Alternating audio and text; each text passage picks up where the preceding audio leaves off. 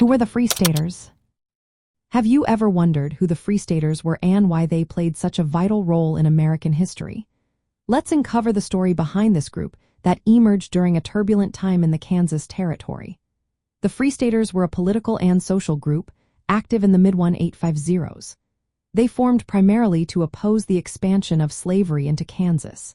Their rise was a direct response to the Kansas-Nebraska Act of 1854.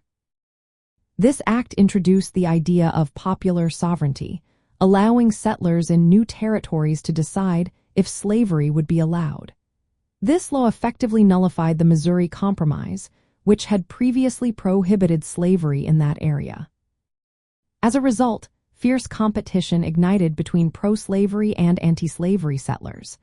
The Free Staters were mainly northern settlers who moved to Kansas with the goal of establishing it as a free state. This meant they wanted a state where slavery was not permitted. Their motivations varied widely. Some were morally opposed to slavery, while others sought economic opportunities in a free labor system. Many Free Staters received support from Northern aid societies that helped finance their migration and settlement in Kansas. In 1855, the Free Staters organized politically as the Free State Party. They aimed to oppose the pro-slavery Democrats who wanted Kansas to become a slave state. The tension escalated as Free Staters resisted pro-slavery forces both politically and physically. They often clashed with border ruffians, who were pro-slavery activists from neighboring Missouri. These border ruffians crossed into Kansas to influence elections and intimidate anti-slavery settlers. This conflict led to a period known as Bleeding Kansas. It was marked by violent confrontations between Free Staters and pro-slavery factions. The Free Staters even set up their own government in Topeka after rejecting the legitimacy of a pro-slavery territorial legislature.